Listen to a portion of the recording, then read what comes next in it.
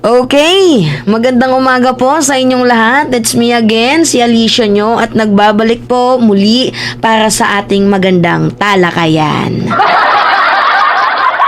So ngayon nga po guys, pag-usapan natin itong naging pagmamaktol at ginangawa nga po ni Vice President Sara Duterte dito nga po sa kanyang naging recent interview doon nga po sa GMA na kung saan parang meron po siyang panibagong bombshell. So panibagong pasabog ba? Kasi nung dumating siya, 'di ba, mga minamahal, galing concert from Germany, 'di ba? Habang tayo'y binabagyo, 'di ba? Nandoon po yung VP natin, nanood ng concert. So akala ko yung pagmamaktol niya is yung galit niya lang sa NAIA, yung pagbanat niya sa flood control, pagbanat sa camera, sa PhilHealth, and also sa ating presidente. Kala ko doon na yung ending. So ngayon, ang nangyari kasi, parang pinanindigan niya na po talaga guys, ang pagiging ultimate opposition. Mantakin nyo magnanakaw talaga no. Ninakaw nyo na nga yung PDP kay Coco Pimentel, pati ba naman yung branding ng mga traditional opposition na nakawin nyo pa din. Hanggang saan? At hanggang kailan? So ngayon nga po guys, nagpa-interview itong si Sara Duterte sa GMA. At meron po siyang ni-reveal kung bakit daw po siya nag-resign as a Department of Education Secretary. So meron po siyang ni-reveal pero hindi niya po in-specified. Hindi ko malaman kung ano yung specific na punto ni Vice President Sara Duterte. Hindi ko talaga makita. Or else, another tactics or strategy lang nila to para iurakin itong ating administrasyon. So ngayon nga po guys, according sa kanya, hindi ko kasi pwedeng i-play yung video ng GMA kasi baka makopyright tayo. Okay, sige, pagbibigyan ko kayo mga minamahal. Pero boses lang kasi kapag inano natin yung video, baka makopyright tayo. Wag naman sana. So ito, pakinggan nyo konti lang. Wait. Ngayon lang muli nagpaunlak ng panayam ang Vice Presidente matapos siyang formal na i-turnover ang pamumuno sa DepEd. Ang mga dahilan ng kanyang pagbibitiw bilang miyembro ng gabinete, hindi pa raw niya kayang isa-isahin. Mahaba talaga yung listahan ng mga rason at iba-iba siya kategorya. Merong personal, yung sa aming dalawa lang, merong DepEd, merong budget, at merong sa bayan din. So, medyo mahaba yung listahan and sa pangayon hindi pa kasi ako handa na umupo para isa-isahin yun. Pero sasabihin ko sa inyo kapag ready na. Someday, hindi ko lang alam kung kailan yung araw at oras na yun. Okay, narinig nyo. And I think nakuha nyo naman yung punto ko. So sa naganap po na interview, mga minamahal, sinabi niya na kaya po siya nag-resign. Ulitin ko sa inyo meron pong iba't ibang issue kung bakit siya nag-resign. May mga category pa nga mga minamahal Kabilang na nga po dito yung sinasabi niyang personal, issue sa budget, issue nilang dalawa ni PBBM, at yung issue sa bayan. So yun po yung sabi galing na mismo sa bunganga ni Sara Duterte. Yun po yung mga issue na kinabibilangan kung bakit nag-resign bilang Department of Education Secretary itong si Vice President Sara Duterte. Pero may napansin ba kayo mga minamahal? Sa dami niyang binanggit, 4 yun, madami na yung 4 na yun, diba? Sa dami niyang binanggit, wala man lang siyang binitawang remarkable statement. Like yung specific talaga, yung ma-align mo talaga na, kaya siya nag-resign kasi ganito pala talaga. Yung as in malalim. Sabi na lang natin, categorically, malalim yung hidwaan. Kaso wala. Wala po siyang iniwan na remarkable statement na masasabi natin na yun na yung naging mitya kung bakit nag-resign bilang DepEd Secretary itong si Sara Duterte. Hindi niya po sinabi particularly. Parang ganun eh. Pero mayroon din akong napansin, mga minamahal. Doon pa lang sa sinasabi niya na hindi ko to pwedeng i-reveal, pero baka pagdating ng panahon, so what does it mean? Hindi. Ano yung ibig sabihin nun? So, biglang pumasok sa isip ko na, matik na. Pwede po itong another bombshell. Pasabog. So, kailan nila ipapasabog yung pasabog na yon? Probably election. Hindi, totoo mga minamahal. Probably yung pasabog nila na yon, kaya niya hindi pwedeng banggitin ngayon kasi yung issue kasi namamatay mga minamahal kapag tumatagal. Tingnan niyo yung kay Loren Legarda. Yung relation niya nga sa mga, alam niyo na, 'di ba? CPP. So, namatay yung issue. Dahil naging magaling siya doon sa Senate hearing, pinuri na naman siya. So, yun na nga sinasabi ko sa inyo, yung mga issue, pwedeng malimutan. Pwedeng matabunan. So, probably, para sa akin, itong kanilang pasabog na to, pwede nilang ipalabas kung saan yung panahon na magbe-benefit sila. O kailan yung panahon na magbe-benefit sila? Election.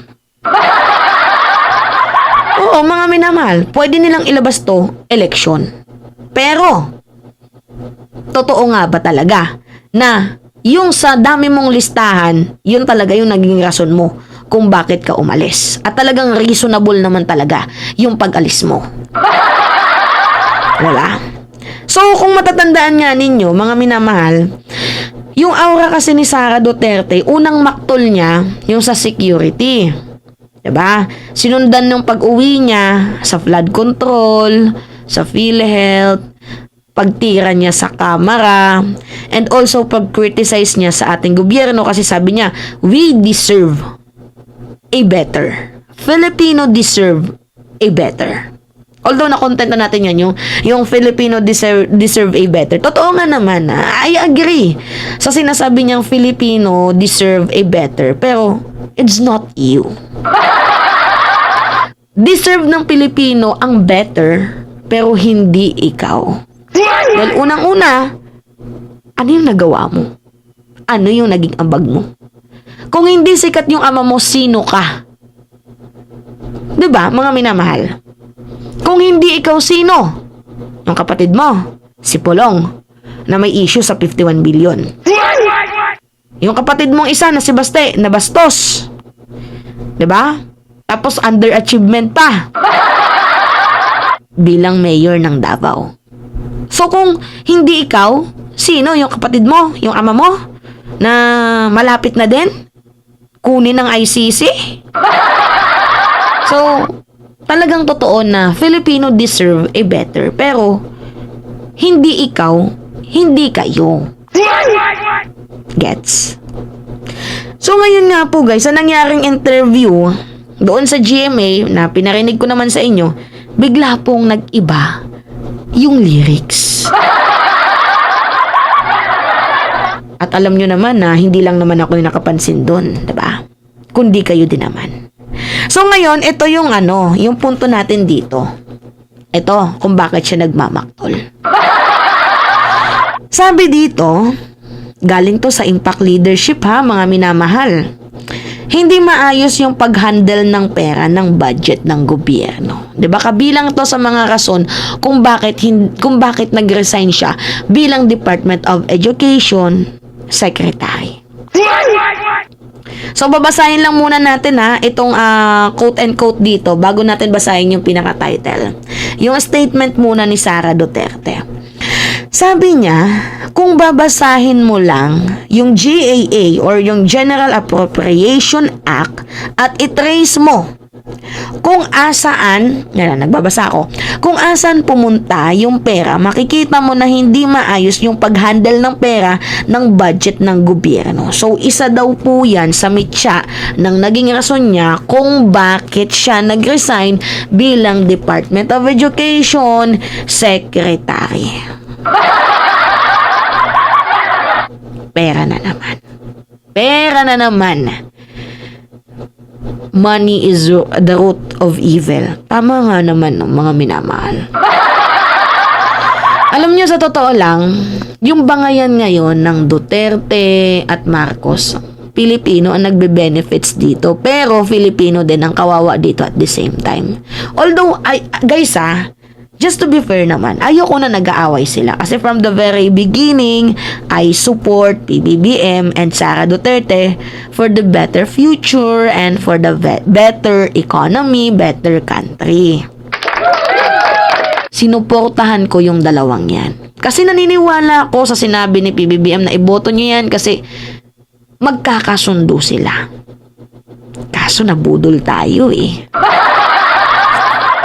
Nabudol tayo, mga minamahal. But then again, uulitin ko sa inyo, kung meron man na magbe-benefits dito sa bangayan nila, is tayo din. Bakit? Kasi malalaman natin yung kanilang uri, yung kanilang pagmumuka. Kung sino yung mukhang pera, kung sino yung para sa bayan. Gets nyo, mga minamahal. So, makikita natin kung sino dito yung naglilingkod para sa mamamayang Pilipino, para tulungan ng Pilipino, at kung sino yung naglilingkod para sa pera, sambahin yung pera, makakulimbat ng pera, basta mukhang pera. Diba? So, malalaman natin kung sino-sino yung mga mukhang yan, na mga nagtatago sa kanilang maskara. So, nagbe-benefits pa din tayo. Pero at the same time, kawawa pa din naman tayo. Kasi habang nagbabangayan yung dalawang yan, ang kawawa din dito tayo. Bakit? Apektado yung ekonomiya natin. So, kaya nga sabi ko sa inyo, ayoko din naman na nag-aaway sila. Pero, may pros and cons din naman. Pero kung ito yung way para makilala natin sila, then why not?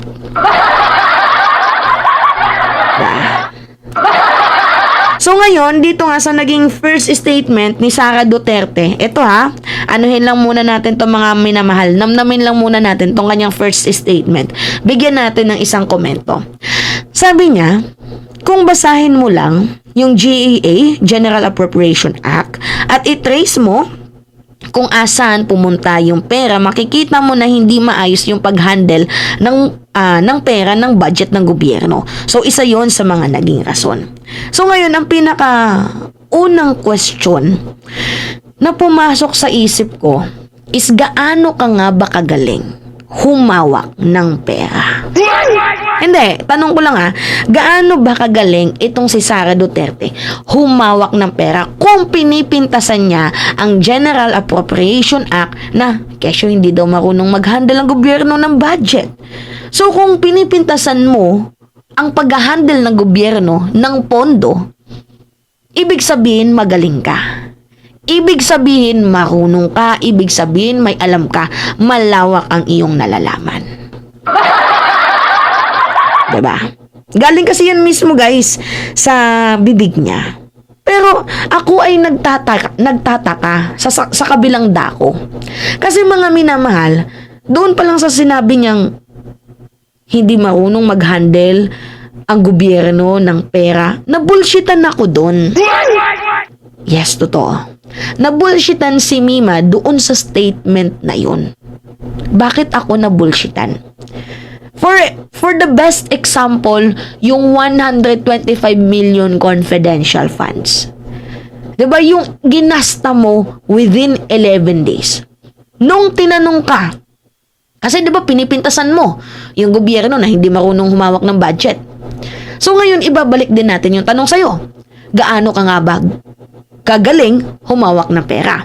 Lalo pat yung mga past issue mo. Hindi ko naman binibring up yung past issue niya, pero reflection to kung paano siya humawak ng pera.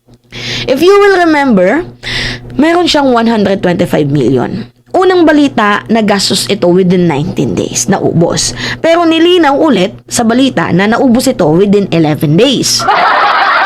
So, nung tinanong siya, kasi sinunog siya ni Senator Risa Ontiveros, ang tanong sa kanya, saan mo ginastos ang 125 million confidential funds?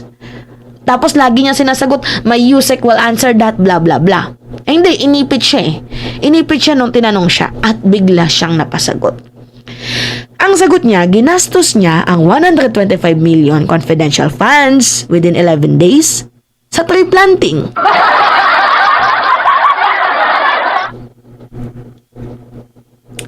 Ginastos niya din sa meals at libreng sakay. Guys, tangina, shit.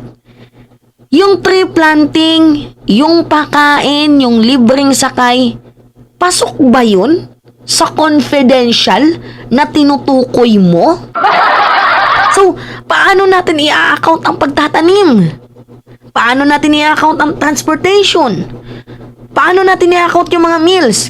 Better example natin, hindi naman natin alam kung gaano kadami ang sumakay na estudyante. So, paano natin i-account yan? So, probably hindi siya pasok sa confidential funds mo. Sa confidential funds na tinutukoy mo. Yan kasi yung mahirap. Oh, guys ito yung sinasabi ko sa inyo. Sila, wala po yung mga pork barrel. Totoo, wala po silang mga pork barrel. Pero, meron silang confidential funds. Kaya nga, I don't know na bakit ganyan sila kalalaki humingi ng confidential funds. 'Di ba? Ganyan sila kalalaki humingi ng confidential funds. Bakit ganun sila kalalaki? Kasi hindi naman po na-account.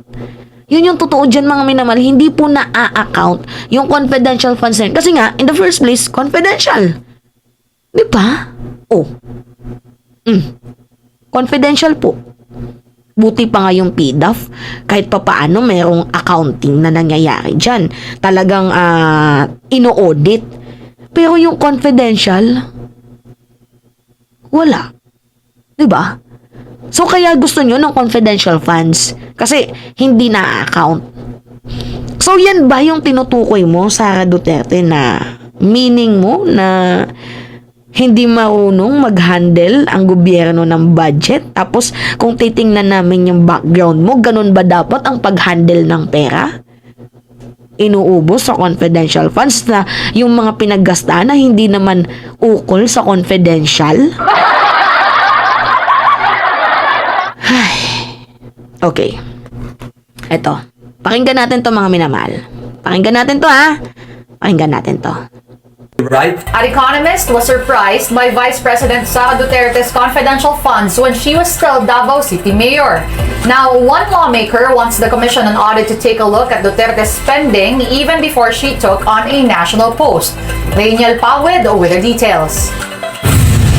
This post by former Finance Undersecretary and economist Dr. Shelo Magno is trending on social media. The graph chart showed confidential expenses of Davao City from 2017 to 2022, derived from a Commission on Audit report. In 2017, Sara Duterte was mayor, and under her watch, Davao's confidential expenses supposedly reached 293 million pesos. In 2018, it ballooned to 420 million pesos. And from 2019 to 2022, it has reached 460 million pesos per year. The COA report does not state the source of fund.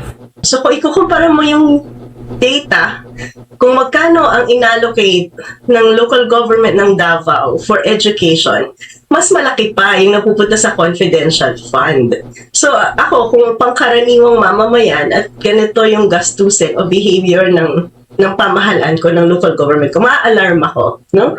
If the graph is accurate, it is undeniable that confidential funds got the lion's share of Davao City's budget. It seemed it was more of a priority than the local health department's needs, even during the height of the pandemic. In 2020, the city's budget for the health sector is only 400 million pesos, over 60 million less than the confidential funds.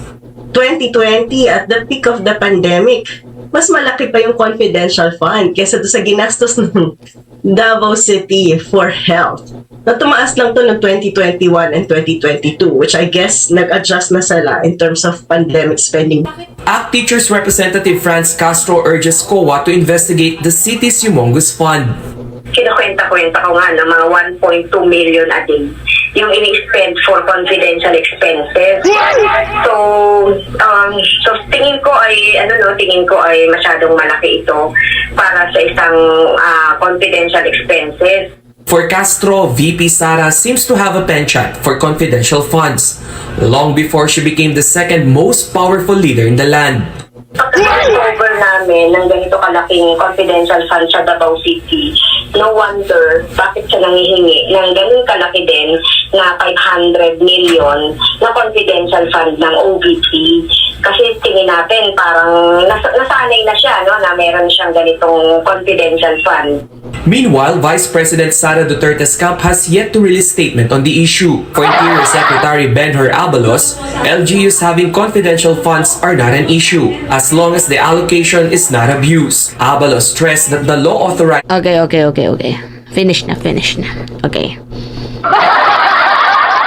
So, nakuha niyo yung punto. Ito yun, no? Ito yun. Yan. Confidential funds ni Sara Duterte noong Davao City Mayor pa lamang siya. Confidential funds pa lang to, ha? Confidential funds pa lang to.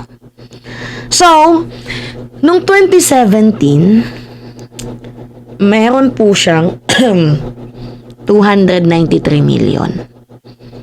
2017 yon, unang taon ng kanyang ama. So, inaprobahan to ng kanyang ama. Siyempre, ama niya yun eh. Presidente, ama niya, diba? Tapos, nung 2018 hanggang 2022, lumobo po ng tagpo 400 plus. 420 million nung 2018. 460 million nung 2019. 460 million again nung 2020, 2021 at 2022. So, ganyan ba humawak ang matalino at magaling, 'di ba? Nagmamagaling sa pera? Ganyan ba humawak na pinuno mo ng confidential funds ang lugar mo? Which is hindi natin malaman kung saan mo ginamit ang pera. Right? 'Di ba? Nakakaloka. It is quite alarming, mga minamahal. Tapos, ang galing mong magsalita. Ang galing mong bumoses. Ang galing mo sa punto na, ay hindi, sabi niya pa nga dito. Ito oh, diba nakikita niyan? Sabi niya, kung babasahin mo lang yung GAA at i-trace mo kung asan pumunta yung pera, makikita mo na hindi maayos yung pag-handle ng pera ng budget ng gobyerno. So, ang galing mong mamintas, pero, kapintas-pintas ka din naman. Kumbaga, tinuturo mo yung muta ko, pero hindi mo makita yung muta mo. Diba? Mga minamahal, hindi seryoso to. Tapos nagmamaktol ka? Ay, beside guys, dyan, ayan, nako, mga minamahal, ito ha. Beside dyan, ano yung minamaktol mo? Yung may pinakamalaking budget priorities ay yung Department of Education. Noong 2024, 968.9 billion. Ano yung minamaktol mo dyan? Mas malaki ka pa nga kaysa sa DPWH, pati sa health, pati sa DILG. Ano yung minamaktol mo dyan? Hindi pa ba sapat? Ha? Sara? VP? Diba, magmamaktol ka issue sa budget, kaya siya nag-resign as a Department of Education Secretary. Pinakamalaking budget priorities, ikaw. Yan o, nakalagay dyan, 986.9 billion. Maliit pa ba yun sa'yo, VP?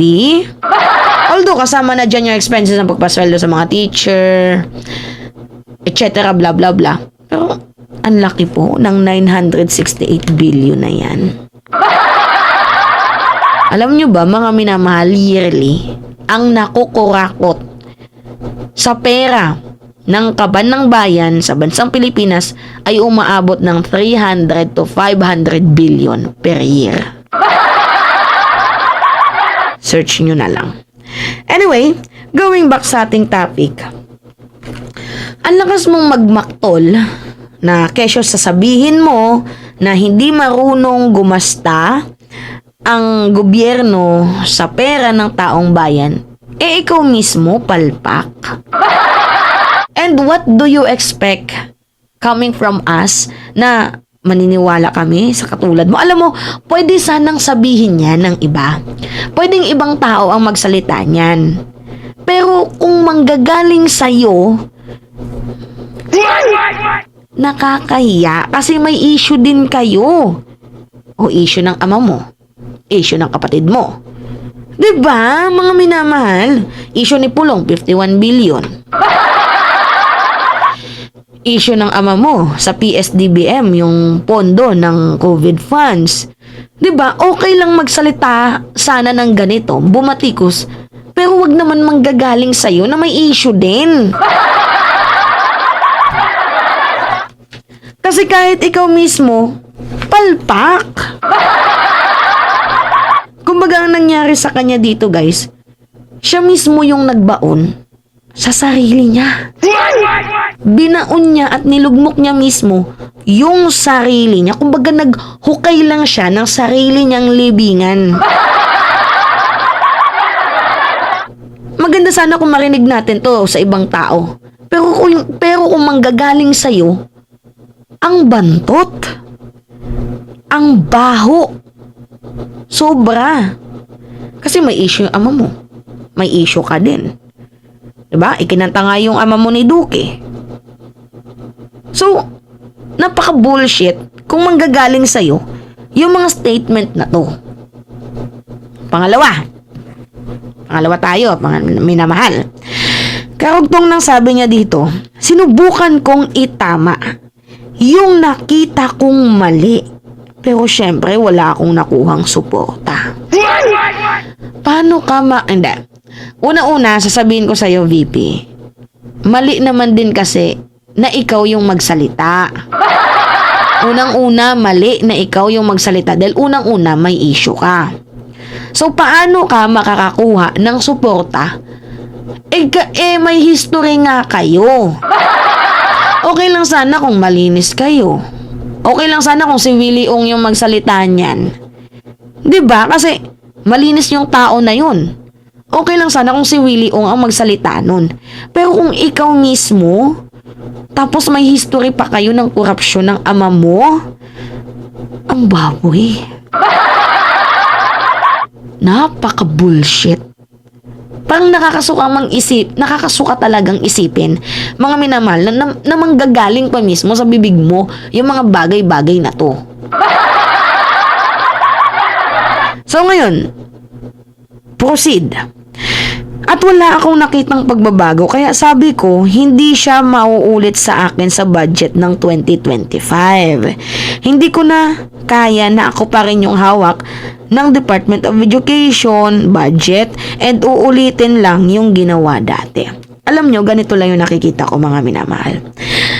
Kumbaga, mayroon siyang gustong i-spilled out, pero hindi niya magawa. Parang ganun yung nakikita ko sa kanya. Pero yung pinaka-general question ko dito is, bakit ngayon mo lang sinabi? Bakit ngayon ka lang nag-speak up? Bakit ngayon ka lang nagsalita?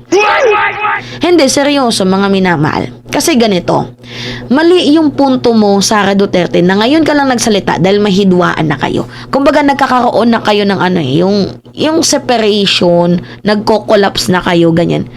Ang pangit ng entrada mo. Ang pangit ng pagpasok mo, VP.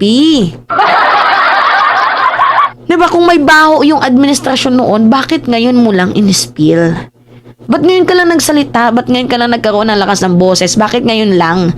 Kung pwedeng noon pa.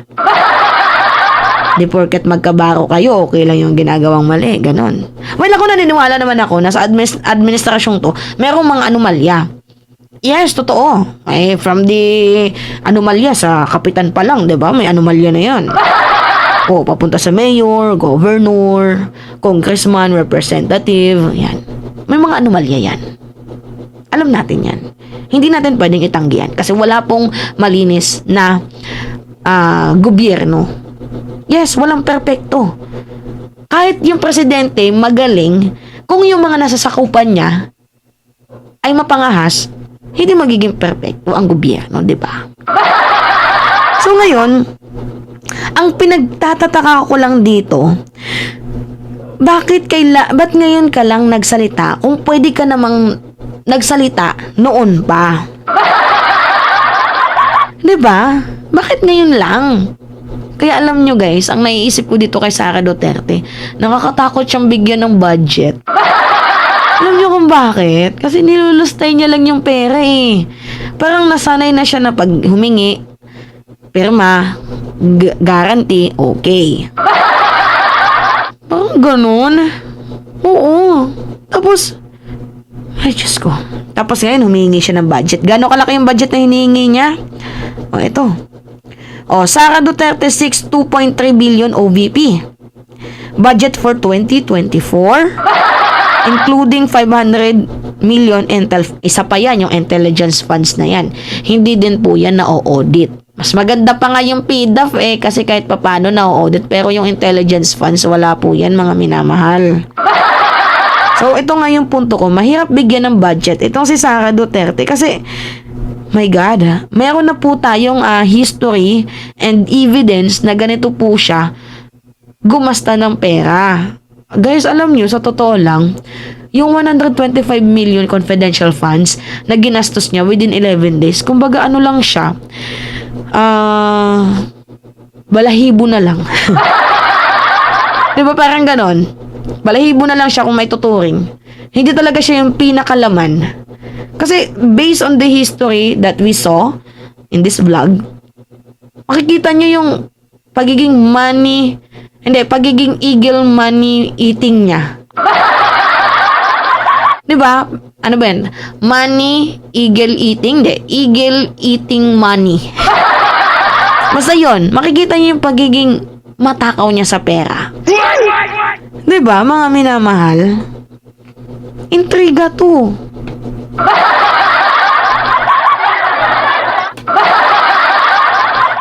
Diba? Tapos sasabihin ng ama mo na walang pera ang gobyerno. Hoy, sinabi yan ng ama niya nung pandemic. Hindi. Nung nagkagirian na sa Pogo. Diba? Kaya niya daw pinapasok ang Pogo kasi wala daw pera ang gobyerno. Kung pinagtatatanggal ninyo yung confidential funds ninyo, may pera ang Pilipinas. Kasi gano'ng kalaki humingi ng pondo yung ama mo? From 2016 intelligence expenses and confidential funds extraordinary niya to.